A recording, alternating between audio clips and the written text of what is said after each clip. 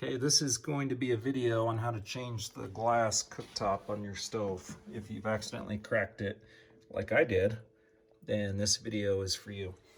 This is a KitchenAid double oven glass cooktop stove. This process is going to be similar regardless of the model's manufacturer, and I'll show you how to take this off and replace it. It's super easy. But first, let me go over how I accidentally broke this so that you don't do the same thing. So I have this giant stock pot, and the bottom of it must not be perfectly flat because I had it sitting here, several gallons of water, some chicken, some vegetables. I was making chicken stock, and I pushed the basket strainer down into the pot to submerge all of the vegetables and the herbs under the water. And when I did that, combined with the weight of the pot, it popped the glass and sent a big crack going that way and a big crack going that way. So we're going to replace this cooktop. I'll show you how to do it. Super easy. So the first thing I want to do is disconnect the power. You can do that down at the breaker panel. I'm just going to pull it out and unplug it, so I don't have to go downstairs, flip the breaker, come back up.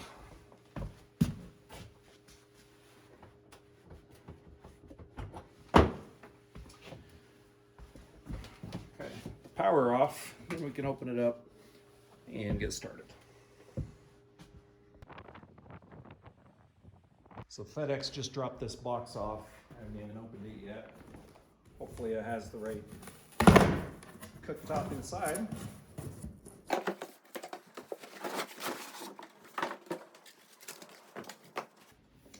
Okay, looks just like the one that's on there now. So let's get started. So changing these cooktops is going to be pretty similar on most models. Again, this is a KitchenAid. It's a double oven with a glass cooktop. And regardless of who makes yours, the cooktop attaches in a very similar manner. And for this particular model, there's 4 screws. There's 1 at each end and 2 in the middle. And I'm just going to use this Milwaukee to pull those screws out. And then we should be able to just slide this top off and slide the new one on. Okay, with the 4 screws removed, you should be able to pick this up and slide it out and take it off. Easy as that. Okay, so it looks like when the glass broke, it broke this piece of the heating element. I don't think it's going to be an issue. You could replace this while you're in here, and I'll post the link of where I got my new cooktop and where you can order new heating elements if you need to in the video description. But it looks like there's a little bit of broken glass right there, so we're going to want to get a vacuum and suction that out, and then I'll probably get a towel and clean off this oil spill or whatever that is while I'm in here, and then we'll put the new top on. I'm not going to worry about this crack personally. You might see a new video in the future where I regretted not worrying about it, but it looks like functionally it's going to be fine. We'll just see how it goes. Okay, so I've got all that cleaned up, got the glass removed, we're ready to put the new top on. So the new top was shipped fairly dirty. It looks like somebody cleaned it with a squeegee and left some streaks. Not super worried about it. It looks like it just rubs off with my finger. I should be able to clean it pretty good. And there's a piece of plastic right here that we're going to want to remove. So when you get your new top in, check it for plastic and make sure you get all that removed before you install it. So something else I just noticed on this top is there's no holes for the two center bolts. They only have holes at each end. I'm okay with that. That's all it needs. It's kind of overkill to have 4 screws holding this on and several cooktops release by just removing one screw at each end, not 4. So even though it's an aftermarket top, it is missing those 2 holes. And just position it on there.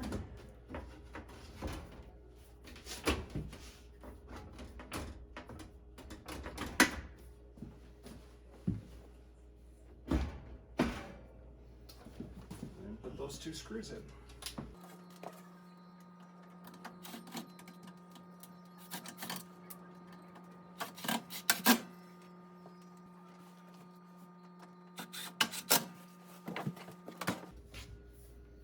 Okay, we'll pull that out a little bit. So we'll plug it back in.